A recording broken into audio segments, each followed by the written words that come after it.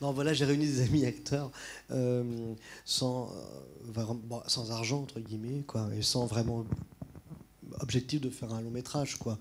Donc c'est après, en le montant, que je me suis dit, tiens, on peut vraiment faire un film avec, et je trouvais que ça parlait de, euh, de choses sur la France, et d'avoir enregistré ces visages-là, qui sont des gens qui m'entourent vraiment, qui sont des acteurs qui m'entourent, je trouvais ça important pour moi, quoi. Je m'étais dit, tiens, je vais filmer, et après je réécrirai quelque chose un peu plus précis, quoi.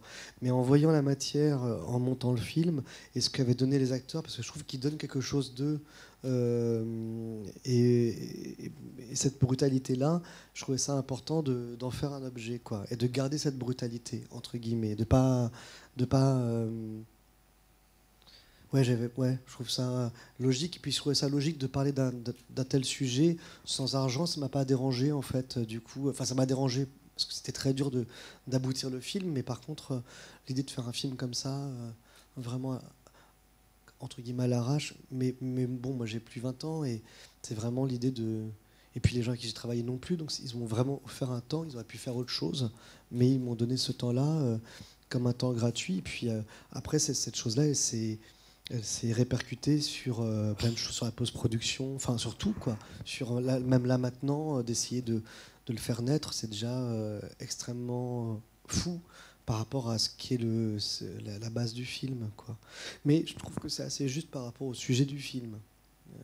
Et est-ce que ça reflète un peu votre vision du monde d'aujourd'hui voilà, c'est même très morbide. Enfin, voilà. Donc j'avais envie de vous poser cette question-là. Est-ce que ça vous ressemble? Est-ce que c'est comme ça que vous voyez les choses? Je sais pas si c'est morbide, enfin c'est un peu extrême. Par contre, c'est vrai que ça, moi je me sens un peu poisseux par rapport à mon idée de la France, par exemple. Et d'année en année, je me sens de plus en plus poisseux.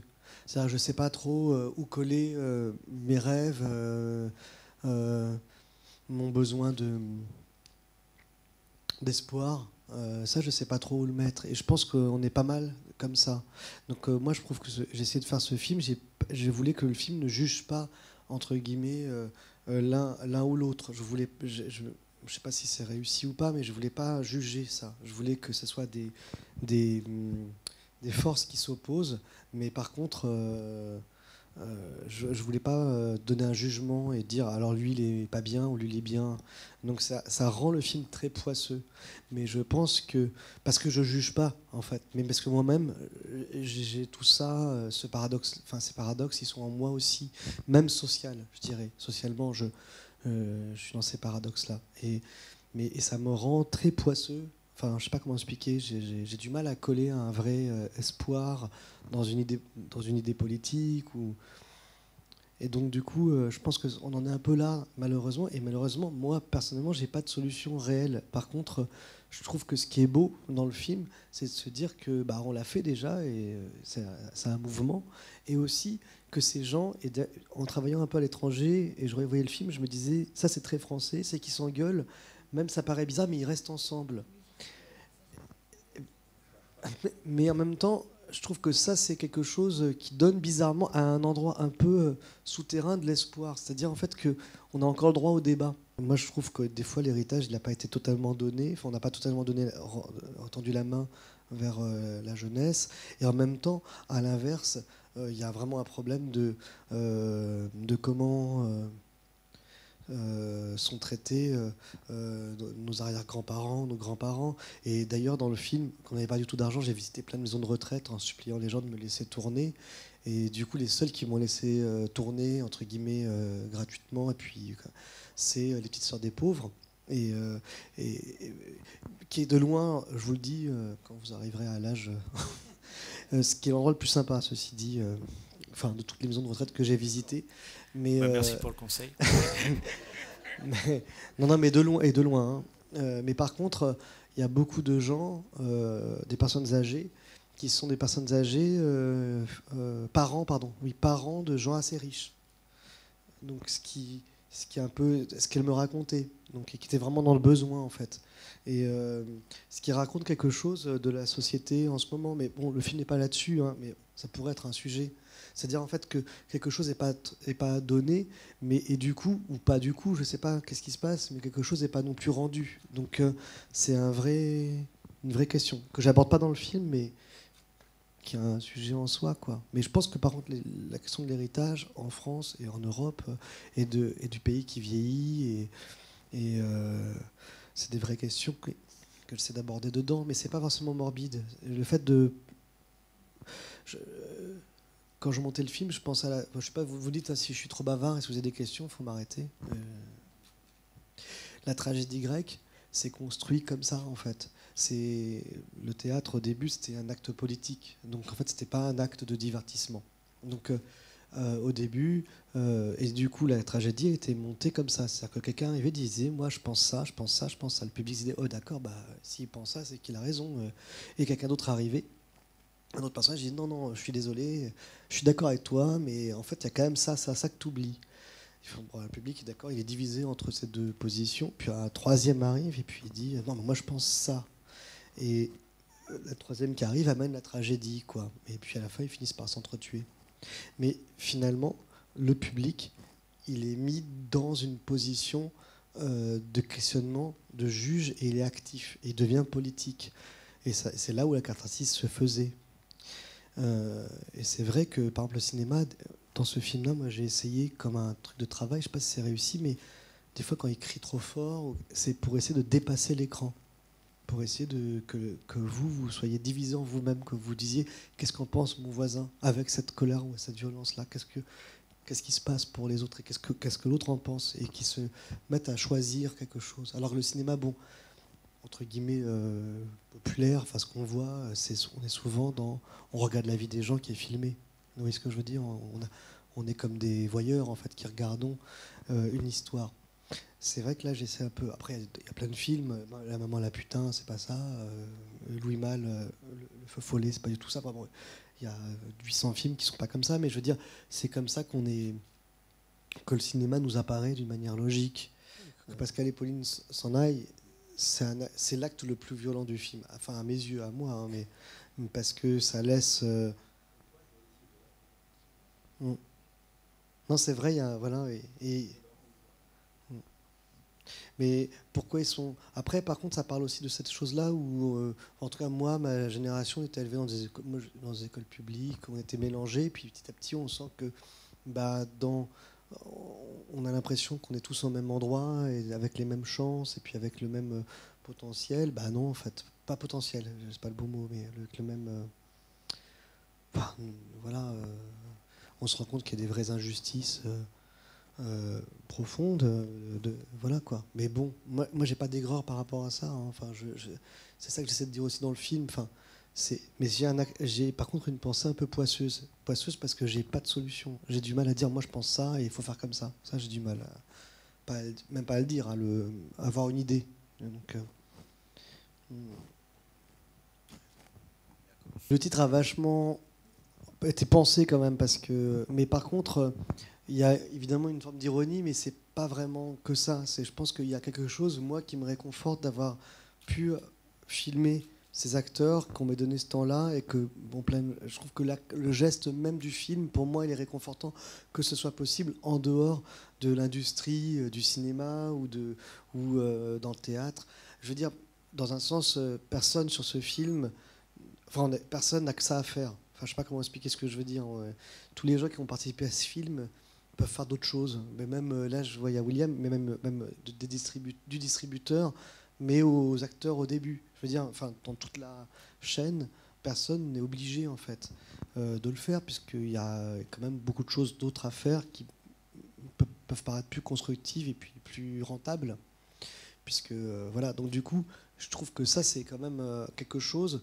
J'ai fait exprès de l'appeler comme ça, parce que ça me réconforte et ça me rappelle ce réconfort. Souvent, je suis énervé pour plein de trucs. Puis là, ça me rappelle que c'est réconfortant de se dire que ça existe. Et que, bon, on ne se rend pas compte, mais un film comme ça, c'est une galère énorme, même en production, parce que vu qu'il n'a pas été produit à la base, personne n'a été vraiment payé. Il a fallu légaliser le film. C'est très compliqué après. Ouais, voilà. Donc comme c'est très très compliqué, ça demande beaucoup de travail, d'énergie. Enfin bon, bref, je ne conseillerais à personne de faire ça, en fait. Mais, voilà. Mais moi, je pensais à mon père, souvent, il me disait... Un jour, j'étais très... Enfin, je raconte souvent, mais comme j'étais très mauvais à l'école, très mauvais, un jour, j'arrive, bon, j'ai une moyenne catastrophique, et puis moi, je m'étais préparé à être puni de tout, quoi, comme d'habitude. Et puis, donc, il y avait la télé à l'époque, enfin, toujours, mais... Donc, je dis, bah alors... Et puis il me dit, bah, tu regardes la télé? Je dis, bah ouais, mais enfin bon, je suis puni, j'imagine. Il me dit, non, non. Et je dis, ah bon, tu me punis pas? Ils me disent, non, parce que j'ai pas d'espoir en toi. Ça, c'est terrible. Oui, oui. Mais je veux dire finalement, comment? Non, c'est pas réconfortant, mais ce que je veux dire, c'est que quand il y a de l'engueulade, quand il y a ça, il y a quand même une énergie d'espoir en l'autre. Ouais. Et ça, des fois, on s'en rappelle pas. Et le fait de se rappeler de ça, bah, on peut ne pas être d'accord, mais c'est beau aussi de ne pas être d'accord. Et puis que ça puisse exister. Oui. Pourquoi le film est en 4 tiers? Bah, tout simplement parce que je voulais vraiment concentrer l'attention sur la prise de parole. Et je voulais qu'au bout d'un moment, on finisse par oublier le décor, enfin entre guillemets, ou l'espace, quoi. Et qu'on ne soit plus qu'avec les personnages, et qu'on puisse avoir une sorte de trouble entre l'adresse et ouais, entre vous, public, vous puissiez vous demander si c'est pas... que ça vous soit adressé, quoi. Donc c'était vraiment une façon de faire des portraits, quoi. Et d'avoir ce choix-là, quoi, de faire sortir que si c'était plus ouvert, j'avais l'impression de raconter trop de choses dans le même cadre et de ne pas centrer l'attention, quoi. Enfin, on a fait 10 jours de tournage, hein, donc c'était un peu speed. Oui, c'est hyper rapide. Ouais, ouais. 10 jours, bah, La Cerisée, vous n'avez pas lu La Cerisée, enfin, vous ne connaissez pas La Cerisée? Ouais, c'est quand même, il y a quand même pas mal de points en commun, quoi. En fait, La Cerisée, c'est en fait c'est un frère et une soeur ils ont une cerisée et ils ont plus d'argent. Et du coup, tu as un ami d'enfance, enfin, qui vivait à côté, qui a l'idée de, pour sauver le terrain, de transformer, si je me rappelle bien, de faire des lotissements pour qu'ils puissent continuer à vivre là, enfin, dans la cerisée. Donc, je crois que c'est du tourisme, je sais plus exactement, j'ai un trou de mémoire là, mais enfin bref, quelque chose, faire des dachas ou un truc comme ça, et qu'ils puissent continuer à avoir leur domaine. Et si vous voulez, les nobles, eux, trouvent ça trop honteux de faire ça, donc ça frotte. Et au final, ils rachètent la cerisée. Mais donc, du coup, il y a des points en commun. Ouais. Et par contre, ce que j'ai tourné en premier, j'ai tourné en 10 jours. J'ai commencé à monter. Après, j'ai dû. En fait, Pauline, elle a un peu vécu à New York. Du coup, j'ai sauté sur l'occasion. Avec le monteur, on l'a appelé. Je crois qu'on l'a pas mal fait chier, puisqu'on on enregistrait des conversations. Du coup, on disait filme ça, filme ça. Donc, ça, c'est elle qui a filmé New York. Okay. Et d'ailleurs, elle a les cheveux courts. Parce qu'elle a fait un autre film que UFO d'ailleurs distribue, qui s'appelle Les Garçons Sauvages. Et après ça, elle est partie un peu vivre à New York. Et du coup, voilà, nous, on l'a pas mal appelé en faisant des captures d'écran. Du coup, voilà, donc ça, c'était plus tard, parce qu'il nous manquait quelque chose qui scinde le frère et la sœur, enfin, qui les unissent, et puis qui montre qu'ils ont un peu assez d'argent pour de vrai. Pour de vrai, parce qu'au départ... Au départ, il n'y avait pas ça, et puis après, il n'y avait pas non plus le château. Alors du coup, le château, pareil, moi je suis reparti à Orléans, on a fait des tours, et j'ai filmé le château de quelqu'un. Donc on espère qu'il ne va pas se manifester. Et... mais... voilà. Mais d'ailleurs, quand j'ai filmé, on pensait qu'il n'y avait personne. En fait, non, il y avait des lumières. Déjà... Ouais, voilà. En fait, ils nous ont pas vus, on était vraiment en face. Ouais. Non, il n'y a aucune raison qu'ils le reconnaissent, là, le château. Si le film fait 10 millions d'entrées, on va être mal, par contre. Hein. Mais ça ne sera pas le cas, mais déjà... Comment?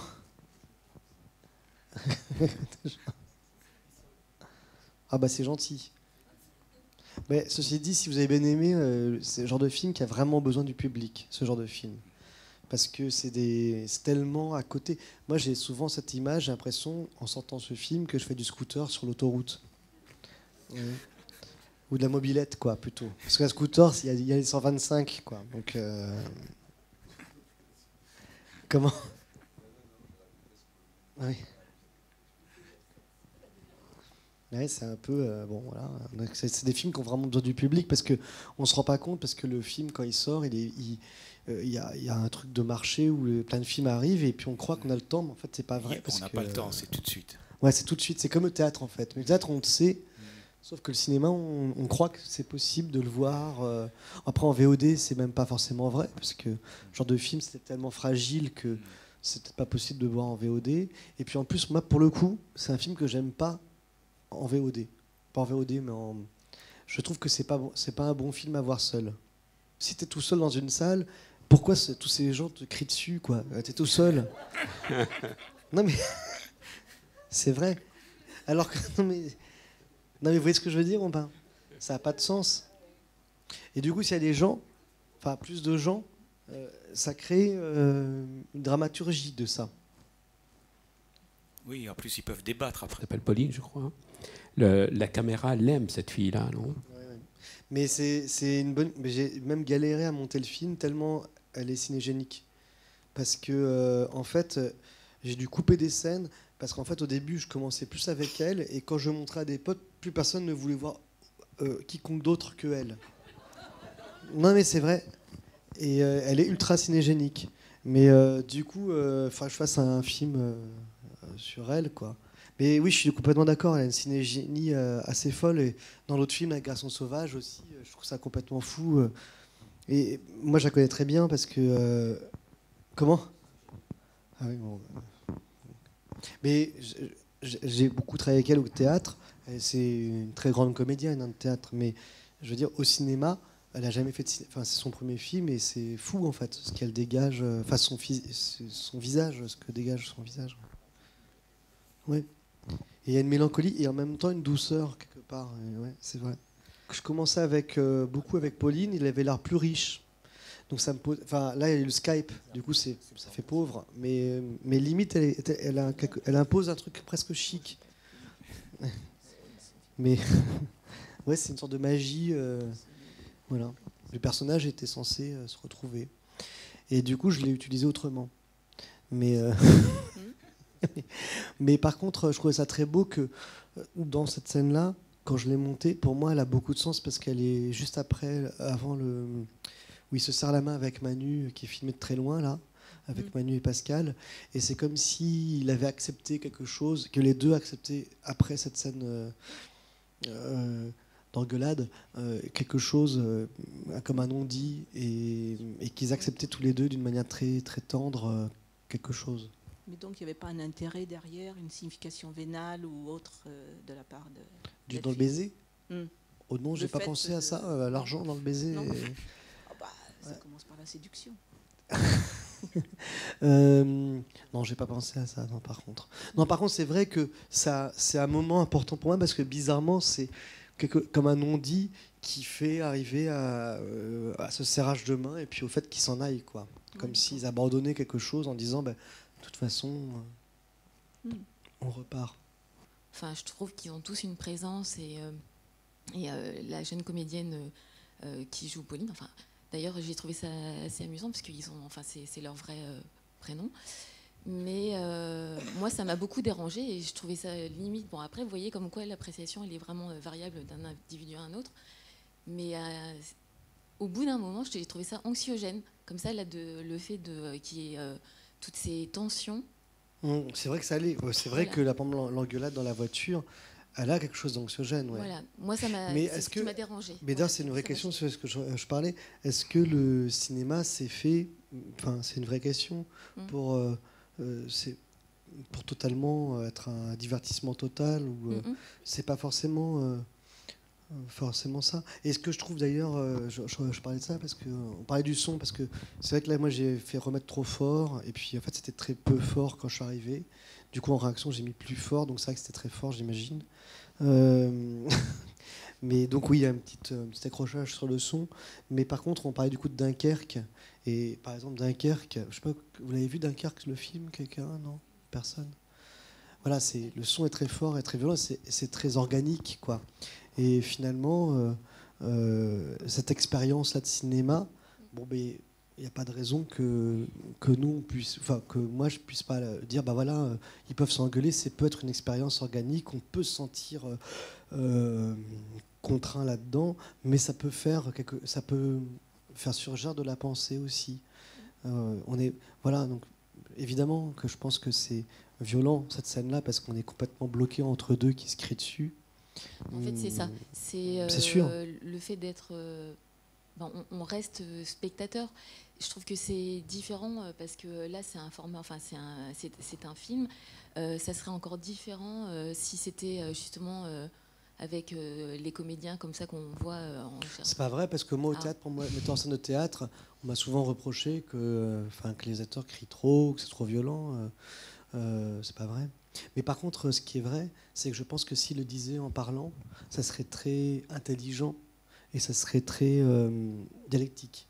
Et donc, du coup, mon choix de cette dispute-là très forte, c'est pour sortir de l'intelligence et être plutôt dans quelque chose d'organique et de sensitif. Je comprends que ça puisse me repousser. Mais par contre, ça aurait été autre chose. Et ça, par contre, moi, par exemple, ça peut me repousser. Vous voyez, je veux dire, moi, quand je peux être repoussé par une autre forme de choses. Donc, après, c'est des choix, mais c'est ça qui est important. Et c'est vrai que le cinéma, on avait cette discussion-là sur le son, voilà. Mais parce qu'on disait, voilà, le public ici aime bien quand c'est un peu moins fort. Et je disais, bah oui, mais moi, le public ici, il va voir mon film, quoi. Du coup, je comprends que ça repousse certaines personnes, mais c'est aussi une façon de dire, voilà, d'être aigu, exigeant sur ce qu'on montre et de dire, tiens, bah moi j'existe et je vous parle. Et je trouve que c'est plus important ça, d'être vivant, d'être honnête, qu'on sente quelqu'un qui impose sa pensée, qu'on aime ou qu'on n'aime pas, plutôt que quelque chose d'un peu mi-figue, mi-raisin, voilà, quoi. Après, bon, j'avoue que c'était un peu fort, je suis rentré là. Je repense en fait à deux scènes du film. Une des premières pour moi où Pauline parle à son frère sans le voir, et la deuxième image pareil finalement. Et la première, c'est quand en fait, si je ne dis pas de bêtises, ils se retrouvent sur Orléans et où on ne voit pas ce face-à-face. Donc moi, la question que je me pose, et avec la deuxième image où en fait elle lui dit... Alors la première, pardon. Le premier moment où elle parle à son frère, où elle pleure, et où elle est d'un... Enfin, moi, j'ai trouvé qu'elle était d'un naturel déconcertant, et je trouve que c'est en effet pas cette jeune femme, enfin cette actrice. Et c'est donc les craintes qu'elle évoque à son frère sur demain. Enfin, je l'ai interprété comme ça, moi. Et la deuxième fois dans le film où elle lui parle et où elle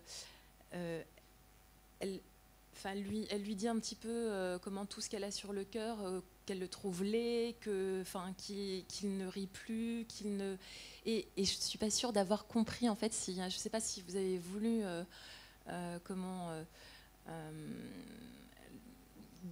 s'il y a une signification et que vous vouliez que le spectateur comprenne quelque chose derrière ce monologue qu'elle a finalement avec ce frère. Est-ce qu'il est vraiment en face d'elle? Est-ce que c'est en fait, elle parle, mais est-ce que c'est des pensées que vous lui faites dire? Enfin, voilà, pour moi, c'était pas. J'ai pas complètement bien compris la question. Après, je vais essayer de répondre, mais je sais pas si je vais répondre parce que j'ai mal compris la question. Mais en tout cas, sur les deux, en effet, la première, déjà, j'ai voulu que ce soit qu'il n'y ait pas d'aller-retour sur Pascal, enfin de champ contre champ, pour que les spectateurs soient pris à partie dans leur propre intériorité, quoi, en tout cas. Donc, et parce que pour moi, le film, il parle de gens qui se retrouvent, mais ces gens qui se retrouvent sont le symbole presque de la France, dans ma tête. Bon, ça c'est peut-être raté, mais c'est... Quoi ? Oui, mais en même temps, de se dire ça à soi-même, enfin parce que moi, c'est aussi, elle me le dit à moi comme au public, quoi. Elle donne un point sur les espoirs, sur l'ambition, sur ces choses-là. Alors le premier monologue, en effet, c'est plutôt comme quelque chose ouais, c'est un peu de la tragédie grecque finalement. En effet, elle dit ce qui va arriver en fait, grosso modo. Et donc le deuxième monologue, il est comme une réponse, oui, à la saleté ou à la souillure de Pascal, quoi, mais qui est pas vraiment montrée. Enfin, je sais pas comment expliquer, mais qui est là, quoi. En fait, elle répond. Elle lui dit ce temps-là est passé, t'es devenu ci, ça, ça, ça, ça, ça, et c'est dommage. C'est comme s'il y avait eu un abandon, ou elle lui reproche un abandon, quoi. Ou ça me laisse. Bon, voilà, quoi. On peut s'imaginer plein de en choses. fait, c'est ce que je voudrais. Moi, je voudrais que quand même, quand on l'écoute comme petit à petit, en dehors de l'histoire. Enfin, c'est un peu ce que j'essaie de faire. Peut-être c'est un peu raté, sûrement, mais je veux dire, j'essaie que la prise de parole, on puisse la lire entre les personnages, mais qu'elle puisse aussi être lisible comme presque comme dans les romans, un essai, point. Enfin, donc oui, j'essaie d'avoir comme une sorte de flou sur à qui elle parle, en fait. Et ça, pour moi, c'était très important dans le projet. Donc en effet, il y a quelque chose, c'est pas... Enfin, j'essaie de sortir à des moments du film de ce truc où les acteurs se règlent des problèmes entre eux tout le temps, mais ils peuvent aussi commencer à parler aux autres. Voilà. Donc, je sais pas comment expliquer. Mais par exemple, Tchekhov supportait plus les mises en scène de Stanislavski parce qu'il y avait des poules et puis que tout le monde parlait un peu comme ça. Et il disait arrête de faire ça, c'est nul. Et du coup, il disait non, mais non, parce que si t'écris ça, bah, il faut que ça soit là que ça se passe, il faut qu'on mette des poules, on met des bruits, etc. Et du coup, il devait écrire une pièce sur la banquise. Comme ça, au moins, ça sera blanc, il n'y aura pas de bruit. Mais je dis ça parce que, dans un sens, le cinéma, on est un peu bloqué dans quelque chose on regarde une scène qui se passe entre des personnes. Donc notre grille de lecture, c'est celle-là, ce que je trouve normal. Mais on peut quand même sortir on peut quand même faire des petits pas de côté. Donc c'est comme un petit pas de côté. Voilà, c'est pour ça que j'essaie de m'adresser au public.